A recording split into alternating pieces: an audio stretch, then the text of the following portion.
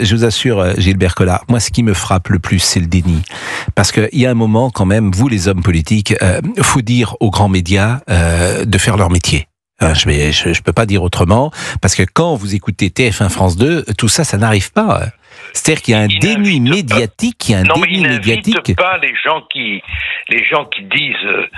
disent la vérité ou qui tiennent un discours qui n'est pas conforme à ce que certaines chaînes de télé utilisent, ne sont pas invités.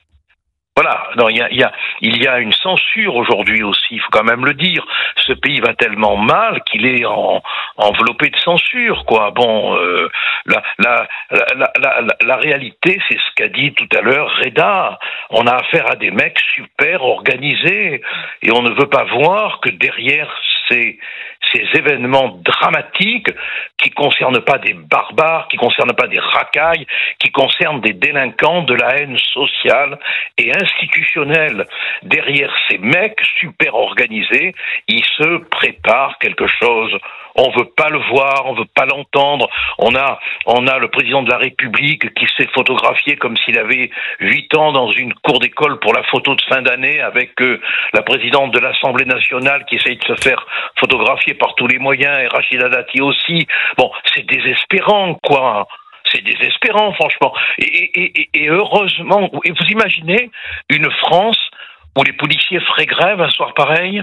Bon, c'est pas autorisé, bien sûr, mais sans la police, il n'y a plus rien. Il n'y a plus rien, on est foutu. On est démoli, on est massacré, on est pillé. Enfin, il faut rendre un hommage répété à tous ces policiers qui, pour des salaires de merde, se font casser la gueule, vont au contact. C'est admirable ce qu'ils font. C'est eux qui devraient être honorés comme des champions du monde. Franchement. Je suis tellement d'accord avec ce que vous dites, hélas, Gilbert Collard. C'est tellement triste. C'est tellement triste parce que alors, en revanche, l'analyse que vous produisez, qu'on est à la veille d'une révolution, j'espère que nous n'en sommes pas là, bien évidemment. Mais j'entends ce que vous dites. Alors, je voudrais quand même faire écouter, parce qu'on a beaucoup de personnalités, beaucoup d'interventions politiques également. Laurent Nunez, préfet de police de Paris, hier midi. J'ai dû donner ordre d'utiliser le canon à eau sur les Champs-Élysées pour éviter une poussée vers l'étoile à la 51e minute de la deuxième mi-temps. Donc c'est vous dire que ce public-là ne s'intéressait pas au match. C'est toujours ce même public qui vient pour commettre des exactions, pour commettre des dégradations. Bruno Retailleau, ministre de l'Intérieur, il était hier après-midi sur les antennes. Il a donné une conférence de presse et il a parlé des barbares. Ceux qui, hier soir, ont gâché cette belle fête sportive, ce sont des barbares. Oui, ce sont des barbares. La barbarie, vous voyez, c'est quand tout devient prétexte à la violence. La barbarie, c'est quand tout devient prétexte au plaisir, au désir désinhibé de la destruction et du pillage. Oui, c'est cela la barbarie. Comme le dit le dictionnaire, c'est quand on est décivilisé. C'est un manque de civilisation. Bruno Retailleau, ministre de l'Intérieur, toujours. Où sont les pères? La réponse aussi, elle vient des familles. Je disais parfois, où sont les pères? Il faut responsabiliser les familles. Je rappelle que dans notre code pénal, il y a un article 227-17 qui permet déjà, lorsqu'il y a une défaillance flagrante en matière éducative pour une famille qui ne s'occupe pas de ses enfants, que font des enfants très mineurs à se balader dans la voie publique tard le soir ou tôt le matin. Ça, c'est insupportable. Tant que les familles ne seront pas responsabilisées, alors il y aura un certain nombre de voies qui permettront à la violence des mineurs de se déchaîner. Et puis des voix discordantes, celle d'Antoine Léaumont, député de la France Insoumise. C'était samedi soir, pour qui le responsable, c'est Bruno Retailleau. Nouvelle opération de gazage. Toute la fumée que vous voyez là, c'est des lacrymos. C'est irrespirable. Voilà ce que fait monsieur Retailleau en guise de maintien de l'ordre. Empêcher les gens de venir aux Champs-Élysées juste célébrer une victoire. C'est ça qui est insupportable, Reda Belhadj, d'entendre Antoine Léaumont, et ce qui est insupportable, effectivement, des hommes politiques qui, pour des raisons purement électoralistes, parfois, jettent de l'huile sur le feu. C'est eux qui rendent la situation difficile. Je pense que c'est eux qui obligent les policiers à répondre à la violence par la violence strictement nécessaire, en fait. Parce qu'en fait, ils creusent tous les jours, chaque jour, en criant la police tue, la police gaz, la police a fait du contrôle aux faciès. Excusez-moi, mais ça me désole de dire ça, mais quand vous voyez les images qu'on voit dans les médias, quand on voit les images que les délinquants qui commettent ces méfaits eux-mêmes filment, les visages que je vois, c'est les visages que je voyais quand j'étais dans mon quartier. Voilà, c'est un constat malheureux, mais c'est un constat qui existe. C'est malheureux, c'est triste. Et moi, ça me fait mal parce que je fais partie d'une génération où mes parents étaient très durs. Je pense que ma génération à moi, là, les quarantenaires, on a été... je me sens pas visé, mais je pense qu'ils ont été, eux, beaucoup moins durs avec leurs enfants. Et puis aujourd'hui, on voit le résultat, en fait. On voit le résultat. C'est-à-dire qu'ils prennent les côtés, ils utilisent les côtés, ce qu'ont subi, nous, nos parents à nous, ou leurs grands-parents, ils utilisent ce qu'ils ont subi en termes d'immigration. Eux, ils ont dû s'intégrer pour dire, voilà, pour se victimiser tout le temps. Et pour dire qu'aujourd'hui, voilà, limite, aujourd'hui, ce qu'ils ont fait, c'est normal. Parce que moi, je me souviens qu'à l'époque, je discutais avec des grands frères dans les quartiers, quand il y a la police de proximité, qui était un outil extraordinaire pour la police, en tout cas, et pour la société. Ils nous disaient, oui, mais eux, nous, on n'a rien, on nous laisse... Mais là, en fait, c'est quoi l'excuse ? Tu viens à Paris, tu dépouilles un Footlocker, tu dépouilles un Chanel, le soir de la fenêtre, tu dépouilles un salon de coiffure, tu t'agresses un mec en moto, tu frappes un pompier, tu frappes un policier. C'est quoi l'excuse, en fait ? T'avais plus de métro, t'avais plus, je sais pas. Comment sont les policiers ce matin, les policiers avec qui vous avez parlé ? Est-ce qu'ils ont conscience que un palier a été franchi, ou est-ce qu'ils se disent, finalement, c'est dans la ligne droite de tout ce qu'on vit en permanence ? Vous savez, nous, on vit ça dans les quartiers, on le vit depuis très très très longtemps. Seulement à l'époque, il n'y avait pas de caméra, il n'y avait pas de téléphone. Donc vous voyez pas. Vous voyez aujourd'hui ce que nous, on voyait dans les quartiers. Mais ce qui est terrible, c'est que ce qui se passait que dans les quartiers, maintenant, se passe aussi sur Paris en toute impunité. Et moi, ce qu'ils ressentent, c'est que c'est pas un constat d'échec, mais c'est de la déception, en fait. Au niveau opérationnel, à 1h du matin, on savait, moi j'ai eu, je sais pas, peut-être une centaine de textos ce week-end, et le vendredi soir, les collègues, dans la journée, on leur annonce qu'à 1h du matin, samedi soir, on leur dira à 1h du matin s'ils viennent travailler à 5h du matin ou s'ils viennent travailler à 13h. Parce que si Paris gagne, ça va être le feu, donc il faut du monde. Si Paris gagne pas, voilà. Donc en fait, nous, on est devenus des robots, en fait. Voilà, on est devenus des robots. Bon. Jusqu'à un moment, peut-être que dans 10 ans, on va nous dire, bon, ça y est, on arrête tout, on va créer nous aussi une BOPé. Parce que moi, j'avais l'impression... Vous connaissez pas la police, la BOPé ? Non. C'est la seule police aujourd'hui qui arrive à rentrer dans les favelas brésiliennes. Ah ouais, ça m'a échappé, la BOPé. Non mais il y a un moment où il va falloir, comme on a vu pendant les émeutes de Noël, on a été obligé de demander l'aide de la BRI, du RAID, pour aller dans les quartiers, avec pas des tanks, mais avec des véhicules blindés. Il est 11h42, vous écoutez Europe 1, Reda Belladj, c'est vrai que votre témoignage ce matin est particulièrement fort. Reda Belladj, porte-parole du syndicat de police Unité Île-de-France. Je vais revenir vers Gilbert Collard, parce que Gilbert, vous disiez Fauconnier, je vous assure, je me demande même s'il y a des solutions, et c'est ça qui m'inquiète le plus quand j'entends Reda Belladj, parce qu'il y a des solutions à court terme, à long terme. À court terme, je ne sais pas ce qu'il veut faire. À long terme, il faudrait remettre évidemment une éducation au cœur du projet sociétal politique, éducation, c'est-à-dire autorité, etc. Tout ce qu'on sait qu'il faut faire, mais à court terme et moyen terme, on est devant un mur peut-être. Gilbert Collard reste toujours avec nous et je l'interrogerai tout à l'heure parce qu'il disait Fauconnier, mais j'ai l'impression que je suis même pas sûr que ça suffise aujourd'hui. Et cogner comment je m'aperçois quand même, et c'est très intéressant, je vais citer nos confrères parce que je pense que ça fait partie de l'ensemble. Chez nos amis de France Inter ce matin, il n'y a quasiment pas un mot sur ce sujet. Au menu, il y a eu le vélotourisme, il y a eu l'affaire Dreyfus. C'est intéressant, par exemple, de voir que notre confrère Patrick Cohen a consacré son édito à l'affaire Dreyfus. Il n'a pas parlé de ce qui s'est passé dans Paris.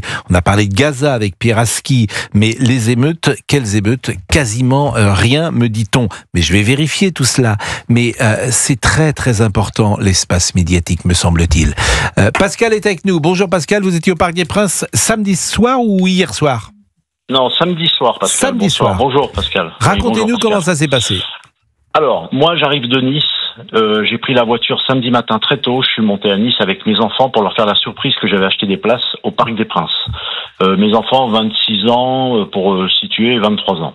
Parce que c'était payant samedi, je pensais que c'était ouvert au... Ah oui, c'était payant. Ah non, pour voir le match, en plus réservé aux abonnés, j'ai réussi à avoir une place, enfin j'avais 3 places, bref.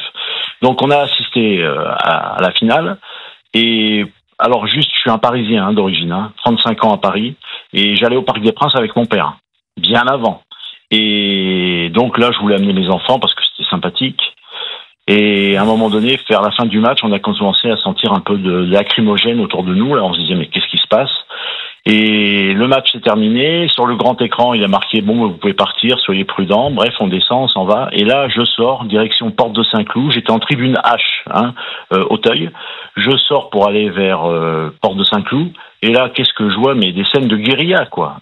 Une voiture qui brûle avec une moto. De l'autre côté, je tourne la tête dans une autre rue, je vois des poubelles qui brûlaient. Alors, c'est pas des supporters qui font ça. J'ai toujours été de Paris, jamais j'ai vu ça. Quand je sortais avec mon père du Parc des Princes, jamais j'ai vu ça. J'ai connu 98, j'étais sur les Champs-Élysées, j'ai jamais connu ça. Donc, à un moment donné, nous, on est sortis avec mes enfants. Donc, déjà, je commençais à paniquer parce que j'étais avec mes enfants, ma fille et mon fils. Et puis, on s'est pris de lacrymogène. Donc, d'un seul coup, j'avais plus mes capacités, les yeux, la gorge. Je voyais les gens à droite, à gauche se barricader dans les halls d'immeubles. Mais je dis, mais on est où, là? On est où? Eh ben, on était à Paris. Et ça faisait 5 minutes que c'était terminé. Alors, ça n'avait pas commencé depuis 5 minutes, Voilà. Bon. Non, mais vous savez, je vous entends depuis ce matin. Oui, Pascal, je suis désolé. Je vous entends depuis ce matin à la télé, je vous entends à la radio. Ça fait des années que je vous écoute. C'est vrai qu'on en a marre. Et moi, j'habite à Nice aujourd'hui. C'est pas plus mal, c'est pareil, d'accord? Il peut se passer la même chose à Nice, Mais je veux vous dire, moi, je suis parisien, 35 ans à Paris. J'ai jamais connu ça. Je sortais du Parc des Princes avec mon père. J'allais voir Mustapha Daleb, Safet Soujid, j'allais voir tout ça. Mais on n'avait aucun problème. Mais aujourd'hui, c'est pas possible. Gilbert Collard qui écoute tous ces témoignages, vous disiez, il faut cogner. Oui. Je pense que ce qui s'est passé ce week-end sera un marqueur pour beaucoup de raisons, parce qu'il y a une telle différence entre la réalité et puis la transcription de cette réalité que les réseaux sociaux, d'ailleurs, là-dessus, donnent une réalité toute différente. On le dit depuis 11 heures ce matin que cet espace médiatique pose problème. Mais vous avez dit tout à l'heure, on cogne. Moi, je veux bien cogner, mais je suis même pas sûr que ça suffise aujourd'hui. Et puis, on n'a pas les moyens de cogner. On n'a pas l'arsenal judiciaire pour cogner. On ne l'a pas. C'est-à-dire que si vous aviez un arsenal judiciaire qui permet pour, par exemple, la loi anti-casseurs, est-ce qu'il faut rétablir la loi anti-casseurs? Sans doute. Mais on a, franchement, si on prend le code pénal, et je pense que les juristes seront d'accord avec moi, on a toutes les lois. On a toutes les lois. Mais faut-il encore qu'elles soient Mais vous avez appliquées. entendu Pascal Pierre Garbarini ce matin qui m'expliquait que il y a que 2 chambres qui vont juger. Oui, et on va terminer à 2 ou 3 heures du matin. Et autrement, les gens vont être relâchés. C'est-à-dire que on parle pas, Pascal, on parle pas des textes, on parle des moyens. Encore une fois, on dépense un fric incroyable pour l'Ukraine, pour payer. Moi, je me rappelle avoir voté des subventions pour créer des ponts en Asie. Enfin, c'est délirant ce qui se passe dans ce pays. Bon, et on n'est pas foutu de se donner les moyens de réprimer des exactions. Parce que quand même, tout à l'heure, j'ai écouté votre dernier témoin. Bon, il nous a dit qu'il avait assisté à une scène de guérilla. Bon, c'est pas rien. Mais oui. Ça veut dire qu'il y a une et Reda Bellage dit la même chose. Mais Reda Bellage dit la même chose. Mais bien sûr. Et notre ami Émilie Dès, qui était dans un taxi, dit la même chose. Mais bien sûr. Donc, et tout ça n'arrive pas. Mais tout ça n'arrive pas à la télévision. Tout ça n'arrive pas dans les journaux. Non seulement ça n'arrive pas à la télévision, mais ça n'arrive pas au cerveau de nos hommes politiques. J'ai écouté Retailleau, qui est un brave homme, qui voudrait faire quelque chose, mais il est tout le temps dans le futur. Il conjugue pas au temps présent, vous comprenez. Bon, il n'a pas de majorité. Je me rappelle que pendant l'affaire des Gilets jaunes, sauf erreur de ma part, il y avait des barrages filtrants On n'entrait pas sur les Champs-Élysées comme ça. On était fouillés à l'entrée. C'est ce qui s'est passé hier. J'ai vu, moi. Mais c'est ce qui s'est passé hier. Il y avait des barrages filtrants. Il y avait 3 blocs hier. C'est pour ça qu'il y avait que 100 000 personnes, d'ailleurs. Il y avait que 100 000 personnes sur les Champs-Élysées hier. Les barrages filtrants n'étaient pas suffisamment filtrants, qu'est-ce que je vous dise. Et puis quand même, il y a derrière ce que va faire la justice. Il va falloir qu'on examine de très près les décisions qui vont être rendues. Là encore, si on a des chaînes de relax, vous comprenez, bon, les mecs, ils se marrent, ils parlent entre eux, ils se racontent les décisions de justice, ça les amuse. Puis de toute façon, je vais vous dire une chose, qu'on n'ose pas dire. Il faut, dans le CV d'un délinquant de banlieue, qu'il soit passé par la case prison pour être utilisé. Voilà. Il y en a qui font l'ENA, d'autres qui font l'école du journalisme, et ben il y en a d'autres qui ont besoin de leur condamnation, et plus elle est importante, plus ils sont respectés. On en est là maintenant. Bon, et il est 11h54, Reda Bellage. Bah, écoutez, moi je pense qu'aujourd'hui, si on peut, de ce que j'ai vu en fait, dans la société actuelle et notamment en Ile-de-France, on facilite, c'est franchement le sentiment qu'ont mes collègues, on facilite les choses aux délinquants et nous on nous facilite pas du tout les choses. Je peux vous donner des exemples pleins en fait. J'ai des textos de collègues, on les a obligés à faire des pages et des pages de procès-verbal pour 2 interpellations où eux ils sont agents de police judiciaire assermentés, ils ont constaté des individus qui dégradaient, qui violentaient. Point barre. On fait comme on fait en manif, on fait un document, ça s'appelle une fiche de mise à dispo. Ça prend 2 minutes et on repart. Et on interpelle encore. Mais non, on nous dit quoi ? Non, procès verbal. Non. Du coup, on va faire quoi ? On va rester 2 heures. On sait même pas si le gars va aller en garde à vue. On va rester 2 heures à taper. Pendant ce temps-là, les gars ils vont continuer à mettre le feu dans Paris. C'est un exemple parmi tant d'autres qu'on a. Des grenades lacrymo, j'ai des véhicules. En fait. Les mecs, ils étaient 4, ils avaient 4 grenades. Il y en a, ils n'avaient pas de radio. Bon, ils avaient des radios nouvelle génération qui sont sur le smartphone, mais je peux vous garantir qu'au niveau du son, ça n'a rien à voir. C'est plein de petits détails comme ça. J'avais une petite collègue, elle n'avait même pas son casque. On lui a dit, tu reviens travailler demain. Je veux dire, à un moment, voilà, les moyens, aujourd'hui, on les a pas parce qu'on veut, à mon sens, à mon avis, comme l'a dit Maître Collard, on manque de moyens. Et puis, pour moi, la sécurité, elle n'a pas de prix. Et tant qu'on mettra pas le prix dans la sécurité, on verra encore des scènes comme ça. Je vais vous remercier, Reda Bellage, parce que vraiment, votre témoignage est très fort ce matin. Jacques Vendroux va rester encore avec nous parce qu'on parlera quand même un peu football. Je vais remercier également Gilbert Collard. Gilbert, c'est vrai que on ne sait plus par quel... on ne sait plus comment prendre ce sujet. Je vous remercie néanmoins, sauf si vous avez un dernier mot à ajouter, Gilbert Collard. Le dernier mot, c'est qu'il faut remercier vraiment les policiers, quoi, parce que on se rend pas. Moi, j'ai des amis flics, on se rend pas compte. On se demande comment ils continuent, voilà. Hier, j'étais avec un gendarme qui est à la retraite, et qui me disait, aujourd'hui, je pourrais plus. Franchement, je pourrais plus. Alors, on les remercie pas assez, vraiment. Non, mais vraiment. On les remercie régulièrement par la voix de Reda Bellage, et puis on essaye de faire passer des messages. Si je peux me permettre, Pascal, vous savez, il y a eu le Bataclan. Alors, il y a un commissaire qui a fait un super boulot, il a eu sa Légion d'honneur. Il n'est pas décoré, je crois. Oui, mais pas les autres. Pas les autres. Ah, pas les autres. Voilà. Pas les autres. Voilà, c'est ça le sujet. Les émeutes, tout le monde toute la France a crié bravo. Tous les ministres, tous les préfets ont tapé sur nos épaules.